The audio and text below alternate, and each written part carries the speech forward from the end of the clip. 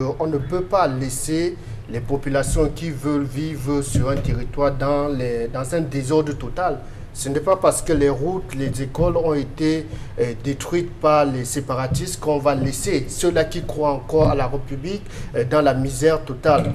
Déjà, il faut parfois avancer, prendre des initiatives. C'est le cas par exemple en Ukraine. Quand la Banque mondiale vous dit qu'il faut un tel nombre, il faut un tel montant pour reconstruire l'Ukraine, cela ne veut pas forcément dire qu'on va attendre la fin de la crise pour pouvoir entamer les travaux. Didier, je vous coupe pas juste une minute. Oui. Le risque dans ce genre de contexte, c'est que vous avez reconstruit les routes, les écoles, les hôpitaux, mais seulement vous ne savez pas ce qui pourrait advenir, parce qu'il y a encore des belligérants qui sont tapis dans l'ombre. Effectivement, mais ces personnes-là, mal intentionnées, qui vont certainement mettre à mal la paix, la sécurité, qui vont peut-être détruire ces nouvelles écoles, ces nouvelles routes, ces personnes, on ne peut pas empêcher, sauf si le gouvernement prend des mesures fermes pour empêcher le désordre après la reconstruction.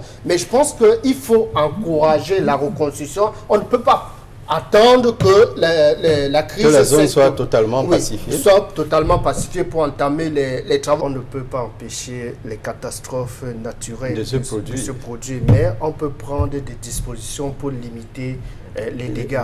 Quand vous avez... Est-ce que ce qui se passe à Yaoundé relève d'une catastrophe naturelle? Je pense que cela relève d'une catastrophe naturelle, mais on pourrait également croire que vous avez les voies de circulation des eaux qui ne sont pas totalement dégagées.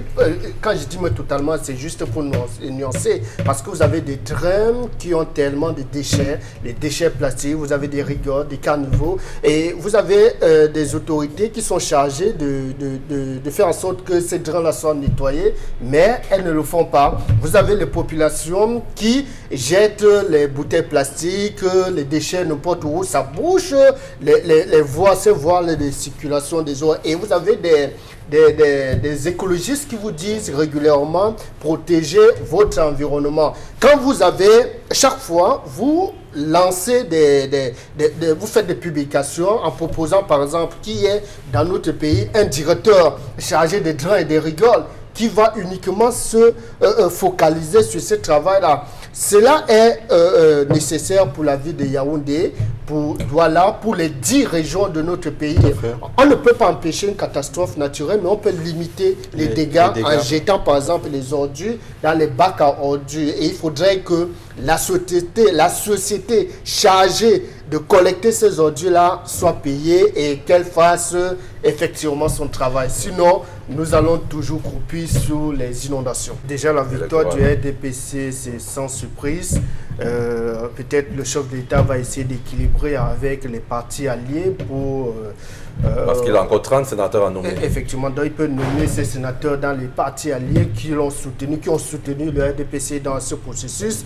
Mais il faut également dire que le RDPC, comme tout parti politique qui se respecte, c'est la conquête du pouvoir et la conservation de ce pouvoir-là. Et on ne peut rien reprocher au RDPC s'il travaille pour mobiliser des militants, pour écraser même ses alliés. Didier, mais le problème, c'est que faire tout pour conserver le pouvoir, utiliser des méthodes anti-orthodoxes... Non, ce qui est sûr, quand pour conserver le pouvoir, on utilise toutes les méthodes.